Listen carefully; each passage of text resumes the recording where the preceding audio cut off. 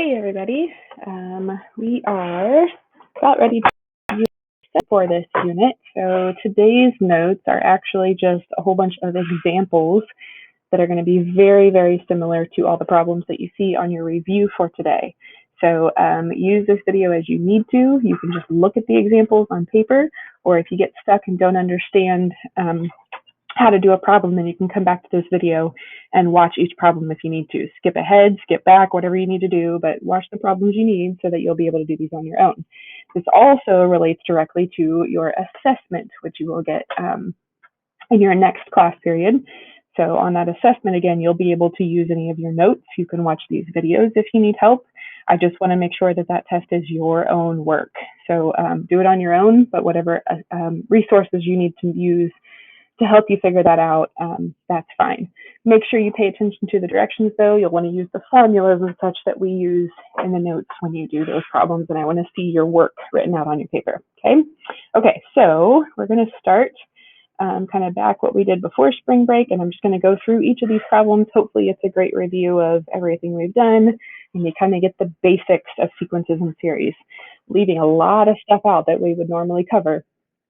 These are just kind of the basics, so that way you've seen it. It'll help you for future math and for the SAT and such. Okay, so first problem on here, given the sequence 32, 16, 8, and 4. First step always, and you'll see this on all the problems just about, tell whether the sequence is arithmetic or geometric. So remember, that means we want to decide, does this have a common ratio or a common difference? Common ratio means it's geometric. Common difference means it's arithmetic. So when I look at my sequence here, to get from 32 to 16, I would have to subtract 16, right? So to go from there to there, I'd have to subtract 16. But if I subtract 16 again, I do not get to 8. That would be minus 8. So that means I'm not adding or subtracting there, so it's not arithmetic. This is probably a geometric sequence. To get from 32 to 16, I'm going to divide by 2, which means I'm going to multiply by 1/2. Right? Or 16 to 8, again, if I multiply by 1/2, I get to 8. To get to 4, if I multiply by 1/2, I get to 4. So this would be a geometric sequence, right?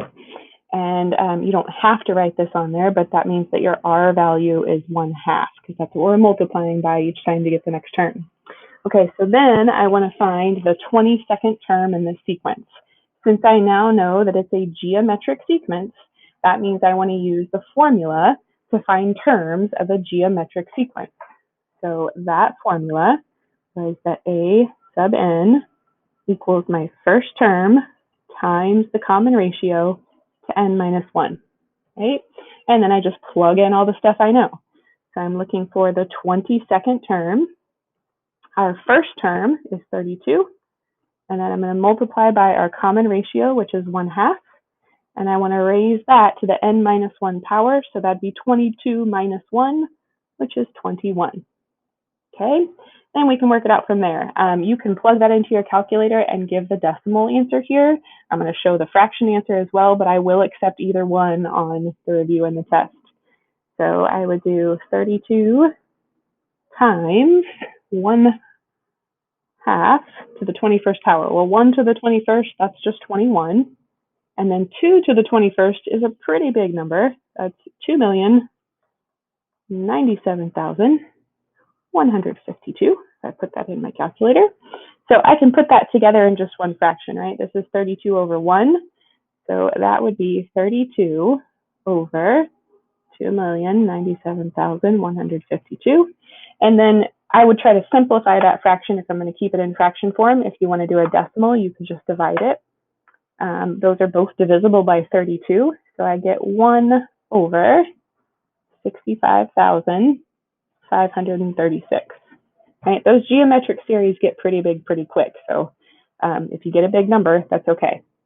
And if you want to do the approximate decimal answer, it's about 0.000015, and then it's 29 something or other, so I'm going to go with 153, right?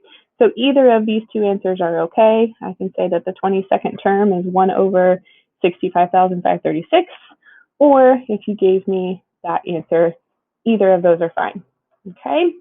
If we were in school, I would usually prefer the fraction answer, but since we're kind of doing this, and since you did some delta math work, they were accepting decimals, so those are fine with me too. Okay, good.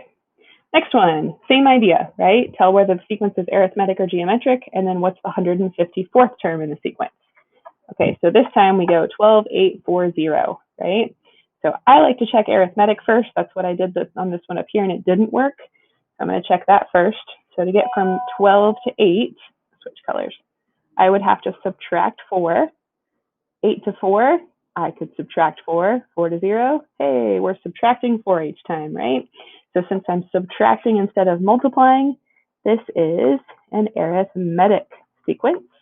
And again, you don't have to write this here, but just so we know, our common difference would be -4. Remember, your common difference is always what you're adding, so it'd be -4. Okay, so then to find our 154th term, since we know that it's an arithmetic sequence, now we want the formula to find terms of an arithmetic sequence.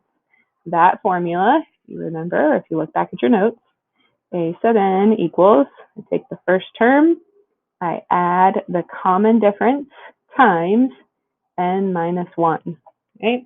And then again, plug in the stuff you know. So if I want the 154th term, I take my first term, which was 12, and we're going to add the common difference, which is -4, times n minus 1. That's 154 minus 1. Or I guess if you want to just go ahead and write 153, that's fine. We can do that math in our heads, right? Okay, so then that'd be 12. -4 times 153 is -612. And then if we do that subtraction, we get -600.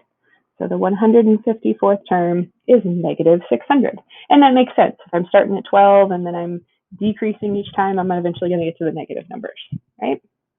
Okay, good. So geometric sequence, finding terms. Arithmetic sequence, finding terms. Next one, number 3. Given the sequence 1, 3/4, 5, 9, 7, 16. This time we've got 3 options: arithmetic, geometric, or neither, right? So we have 3 different options. I'm going to turn my phone off so it's not so noisy. Okay, so arithmetic, geometric, or neither, right? So again, we're looking at what can I add or multiply by, or is it neither of those options? Well, to get from 1 to 3/4, I would have to subtract 1/4. But 3/4 minus 1/4 is not 5/9. That does not work out, right? So it's not arithmetic. We can eliminate that choice. Geometric, I'm looking at what do I multiply by? Well, to get from 1 to 3/4, I would have to multiply by 3/4, right? But 3/4 times 3/4 is not 5/9. So it is not geometric. That means our only other choice is neither. It's following some other sort of pattern, but it's not arithmetic or geometric, right? So now we just need to look at what is that pattern that we're seeing. So 1, 3/4, 5/9, 7/16, right? And kind of look for what's the pattern, and we want to give the next 2 terms in that sequence, right? What would come next after the 7/16? Well, they're fractions here, right? And if I wanted to, I could write the 1. Maybe I should write that as 1/1, so it's also a fraction. A lot of times with fractions, if it's neither, you can look at the pattern in the top and then look at the pattern in the bottom. So I noticed going 1, 3, 5, 7. Those are our odd numbers. We're increasing by 2 each time, right? So if I keep with that pattern, then the numerator in our next term would be a 9, and the numerator in the term after that would be 11, right? So we can get our numerators. Okay, now what about the bottom? 1, 4, 9, 16. Well, I'm increasing by 3, then increasing by 5, then increasing by 7.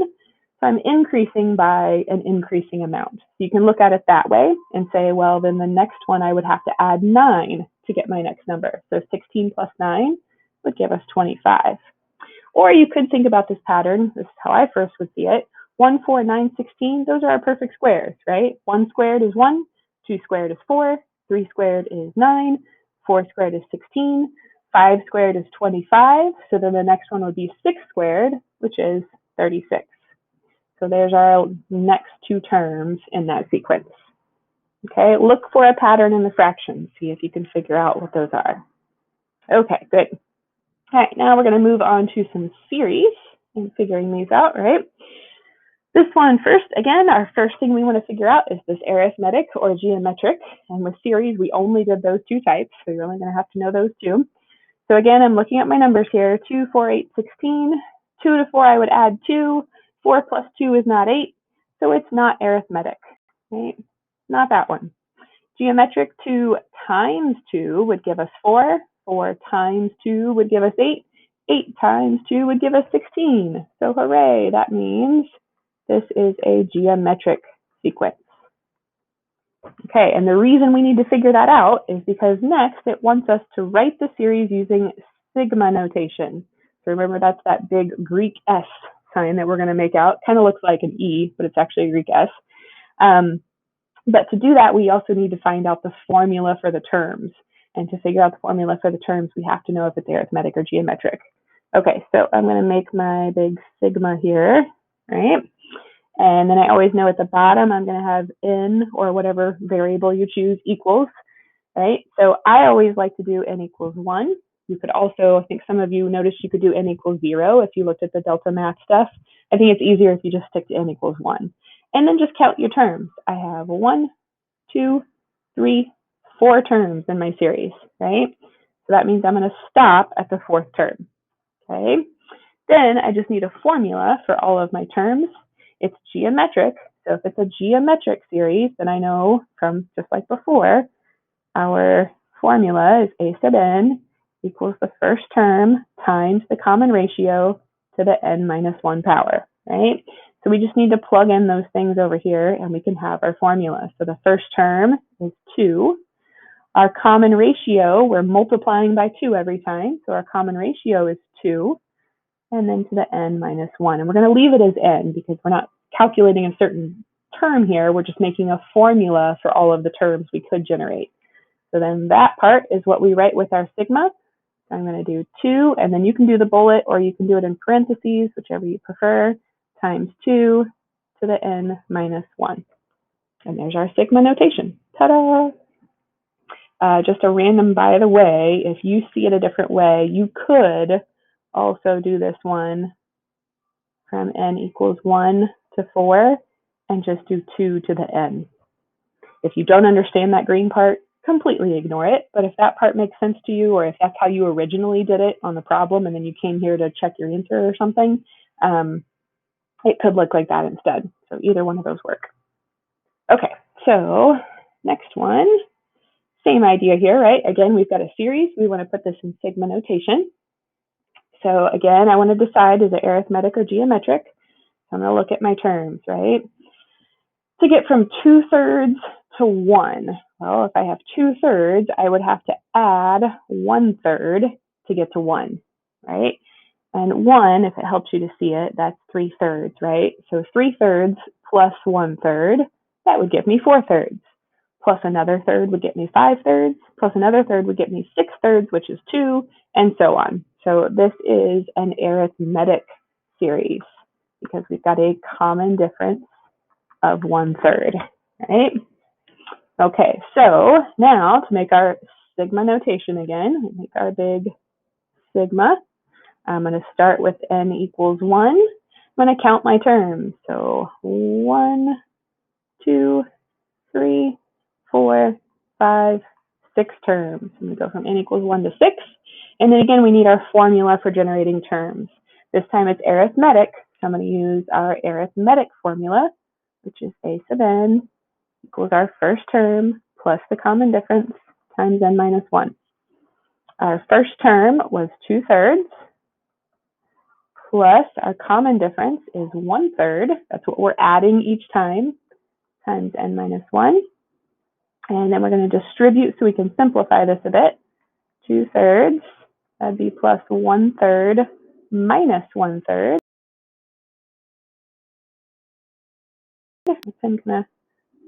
Come on now. There we go. 1/3, because I just distributed in that, right? And then, oops, I forgot my n. Sorry, that should be a 1/3 n.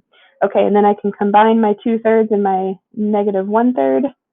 So I would get 1/3 n. 2/3 minus a third would be a positive 1/3.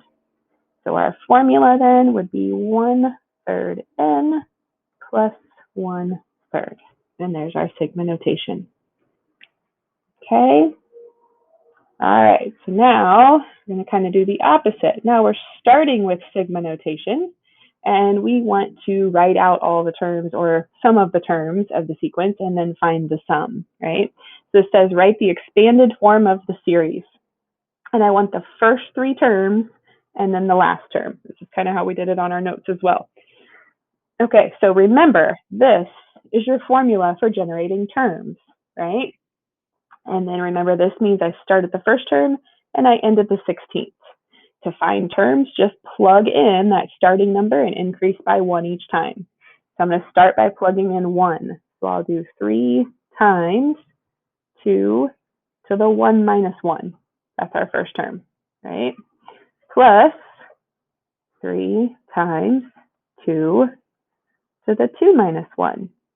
Right? Each time you're going to increment that n up 1. So the first 3 terms are going to be 3 times 2 to the 3 minus 1. And then once I have those first 3 terms, I'm going to skip a few. So I put in a few dots. And then we're going to do our last term. And our last term is the 16th term. So 3 times 2 to the 16 minus 1. Right? Now, a lot of you on your quiz left the series like that. But I actually want you to work out all of those numbers so you just have individual numbers, right? So your actual series would be 3 times 2 to the 0 power. Well, 2 to the 0 power is 1. So 3 times 1 is 3. Don't forget your plus signs. This is a series. That means we are adding up all the terms. I don't want commas here for a sequence. You want plus signs for a series. Then I'm going to do 3 times 2 to the first power. That would be 6. Plus 3 times 2 to the second power. That'd be 3 times 9, which is 20. Nope, wait, sorry. 3 times 4. I'll do this right here. 3 times 2 to the second power. So that's 3 times 4, which is 12. Plus, skip a few, plus 3 times 2 to the 15th power, right? I wrote this number down because it's a little bit bigger. So do 2 to the 15th power first, right? Do your exponent first. 2 to the 15th, and then multiply by 3, and you should get 98,304. Right? Make sure you can do that correctly in your calculator. If you're struggling with your calculator, take a look at that and make sure, or ask me, let me know. So that is the expanded form of my series, right? Don't stop here. You want to actually write out the numbers. Okay, so then I want to know, is this arithmetic or geometric, right? So I noticed right away, like to get from 3 to 6, that's multiplying by 2, right? From 6 to 12, that's multiplying by 2. This is a geometric series. You can also tell by the rule that was given up here, right? 3 times something to the n minus 1, that looks just like our geometric formula. The first term times the common ratio to the n minus 1. So you don't necessarily have to look at what am I multiplying by here each time. You can look at the formula and know that it's geometric. Okay, then once we know that, now I can actually evaluate the sum. Since I know it's geometric, I'm going to use my geometric formula to find the sum of n terms. So our sum of n terms for a geometric series, I'm going to do the first term times 1 minus the common ratio to the nth power over 1 minus the common ratio, right? So for this part, we're just going to plug in the stuff we know. Our first term from our series is 3 times 1 minus our common ratio. What am I multiplying by each time to get the next term? Remember we said that's 2. 3 times 2 is 6. 6 times 2 is 12. So 2 to the nth power. Okay, well, how many terms are we trying to add up? Remember that comes from your sigma notation up here. The number at the top, the upper bound, is 16. I'm going from 1 to 16. That's 16 terms. I want 2 to the 16th power over 1 minus our common ratio of 2, right? So that's our sum of the first 16 terms. And again, you can just type that in your calculator if you've got a good scientific calculator. And I am fine with either a decimal or a fraction answer here. So whichever you prefer is fine by me. If you're doing a decimal answer, make sure you round it to the place that is set in the directions. It will say that on the directions, okay? All right, so if I do, I'll go through the fraction, then I'll show the decimal as well. So 3 times, if I do, let's see, did I write this all out here? No, I didn't. So I would plug this in. I would do 1 minus 2 to the 16th, just to make sure if you're using order of operations here, you've got to do 2 to the 16th power first, and then 1 minus that number, multiply it by 3, and you're going to divide it by -1, and that should give you a sum of 196,605. So we don't have to worry about a decimal or a fraction here. It's just an integer, so we're good. Okay. All right, that's our sum of a geometric. We're writing out our geometric and then finding the sum. All right, we've got another one, same idea, right? We've got a sigma. We're going to write out the expanded form of the series and then evaluate the sum. Okay, so I'm going to start with the expanded form. So the first 3 terms and the last. So remember, we're just plugging in, starting again with n equals 1. So I'm going to plug in 1. So 3 times 1 minus 7. That's my first term. The next term would be 3 times 2 minus 7. Oops. Next term would be 3 times 3 minus 7. That's my first 3. I'm going to skip a whole bunch and then do my last term, which would be 3 times my last term. Remember, is where I stop. That's up here on the upper bound is 250. So the 250th minus 7.